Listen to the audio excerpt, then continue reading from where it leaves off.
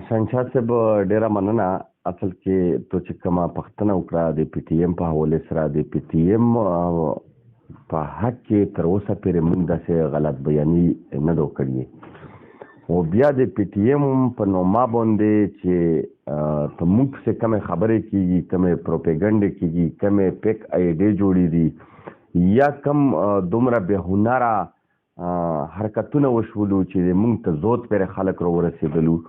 نو زه به داسې په ډیټیل خبره ته دا وکم چې پی ټی ایم په اصل کې منظور پښتون دی. منظور چې دغه د همیشه د پوره مونږ د په حق کې د عزت او د شهرت خبره کړې ده او د کریډټ خبره کړې ده او د مونږ د پوره ډیر معزز دی. زه منظور پښتون له سلام کوم چې پښتنو لایغه د بادشاه خان نه پاس کومه جبه ورکړه دا منظور پښتون دی. والله تعالی ډیره پوهه ورکړې ده او ډیر ښکلی خدمت یې شروع کړی دی او د ده خدمت په ټوله قبایلي سیمه کې باقاعده رنګ راوړی دی. نو هغه د مونږ معزز دی ځکه چې زه په خپله د هغه سپورټر پاتې شوی یم او د ډیرو خبرو یې اوس هم سپورټ کوم. خو لهذا چې کم ځکه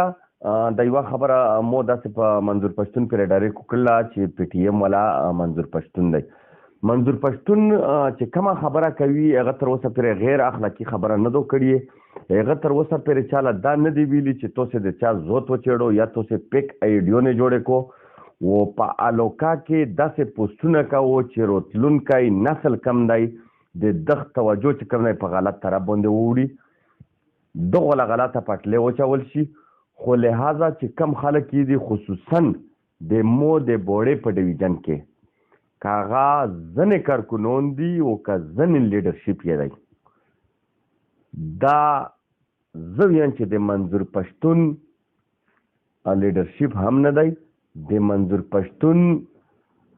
کارکونون هم نه دي ځکه چې دغه ځون له یوه بیله پټلې اچول یې دو په هغه باندې مزل شروع کړی دی. که د منظور پښتون په منشور کې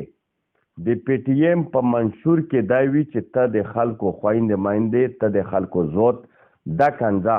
دغه له ته خیرې کوه. خو زه نه منم ځکه چې مو د خورې د قبایلي سیمې خورې بچی دی زه د هغه د منشور نه خبر یم. خو لهذا دلته کې کم خلک هم دي او دا دوې درې ورځې کم څه وویلو یا کم سیاسي اتحاد باندې مو خبره کړې وه چې د سیاسي اتحاد په مارچ کې یا د جلساګاه په زوی کې دغه کمې نارې وهلې وې نو هغه یې د سیاسي اتحاد توهین هم کړی و د مو د خیبر د مو د قبایلي سیمې توهین یې هم کړی و د سیاسي پارټو توهین یې هم کړی و. خو هغه چند لاس 15 کسان دي و د هغو چې کم دوه درې هغه ځون له لیډرون وي د بوړې د ډیویژن وي چې هغه د ډېرې معززې طبقې سره تعلق ساتي چې هغه پین و کلام استعمالوي هغه ځون سره د شاعرانو لقب لیکي دا د دو لیډرشپ کوي دا د چا نه پټ نه دي دا د کلیر کټ دا خبره ووري هغه خلک پرې باندې پوهېږي هغه د مو قوم ملک دین خیل سره زیات تعلق ساتي. دا دغو خلکو دا حرکتونه کړي وو چې سیاسي اتحاد ته هم خفه شولو اف آی آر هم وشولې د ګورنمنټ خلاف هم هغه وشولو. زه شهنشاه صاحب د دغې وجې نه د دغو نارو هغه کوم چې مونږ د سیاسي اتحاد یا د خیبر سیاسي او سماجي ملکون چې کم دي دا صرف دوه خبرو لرو چاته چې په دا علاقه کې مونږ امن غواړو او کم بچنګي ورک شوي دي دا بچنګي مونږ کمړه وي که ژوندي وي د دغو لسټونه مونږ غواړو چې دا علاقه کې یخې اوبه تالی شي او دغه خویندې مایندې تورسارې چې کومې په تمه دي چې دا بس زړونه یې صبر شي. خو لهذا دو هغه خپل حرکات وکړلو چې هغه سره د مونږ منظور پښتون ورور کم دی ځکه چې که ښه خبره کارکونو کړله ښه خبره لیډرشپ وکړه نو د تو مرکزي مشرانو لی کریډټ شي. که تو بد اخلاقه خبره وکړله تو کنځل وکړلو تو غیر انساني حرکتونه وکړلو تو غیر اخلاقي حرکتونه وکړلو نو هغه بدامني هغه بدوله چې کم دی دا هم مرکزي خلکو له څو. خو زه امید لرم چې انشاءالله د دو کم مرکزي مشرون دي په دا باندې باقاعده اکشن هغه اخلي او باقاعده به د دغو خلاف پریس ریلیز جاری کوي چې یاره دا خلک د موږ نه سره دي نه، دا بغاوتیون دي، دا یوه بله ایجنډا باندې روان دي او په دا باندې به انشاءالله په لنډو ورځو کې کور هم وشي، ځکه چې د بهر د نیو ایجنډا خلک روړي او څوک امن لا نه پرېږدي، څوک د امن خبرې لا نه پرېږدي، یا څوک دله ویایي چې دا غیر اخلاقي ناراده والی وه، غیر اخلاقي حرکت ته کړی و او په اخلاقیاتو کې ورته ویایي چې دا کور دی ښه نه دی کړی، دا باندې د انسان زړه خفه کېږي او دی بیا هم د په هماغه ایجنډا وي لوړ وي، نو د دغو خلکو بیا ټیک ټاک بندوبست کول په کور دي. په دا کې شهنشاه ورور بیا داسې هغه هم شته چې یو ملګری نیم د قوم کمبر سره تعلق سوتي چې هغه ځان لا په لیډرشپ کې ګڼي، همدغه شانتې په هر قوم کې د بوډۍ په ډویژن کې شته دی چې هغه پرسنل د خلکو زوت یې چړلی دی او په قبایلي سیمه کې، په روایاتو کې، په پښتنه سیمه کې د چا زوت چې ټچ کېته بس یو خو داسې وي چې ډېر کمزوری به وي، الله له به یې پرېږدي، لکه د موږ په شانتې کېدای شي موږ یې الله له پرېږدو. څنګه وویلو چې دغه معزز دی ځان له ویایي او د دغې پیشې سره دی تعلق سوتي چې هغه ګوره ډېرې محترمې پیشې دي چې هغه شویري دو، هغه د چا د پوره وکالت کول دي، هغه داسې کور کوي او څه کوي د مو خلاف یې څه کوي، صرف یې په دا وجه کوي چې هغه د مو د خیبر بچي، د قبایلي سیمې بچي چې د دغه ځای نه کډول شوي دي او نن موږ ټول پاکستان والا پې باندې بریتونه تووو چې بهري قوتونو له په افغانستان کې شکست ورکړلو، د همغو خلکو دی وکالات کوي چې په دغه تور کې ګیر شوي خلک کم وو، په جیلونو کې کم خلک وو، که هغه د لشکر اسلام سره تعلق سوتي، که هغه د بل تنظیم سره تعلق سوتي، نو د هغو دپاره دی ته نه چې پیسه خلي ټیک ټاک یې وکالات کوي، دا خلک مسلمان هم دي، دا د خیبر او د قبایلي سیمې بچي هم دي، خو که مو یې د راوستلو خبره وکړه او مونږ یې دغه الوکېله په پرامن طریقې سره راولو،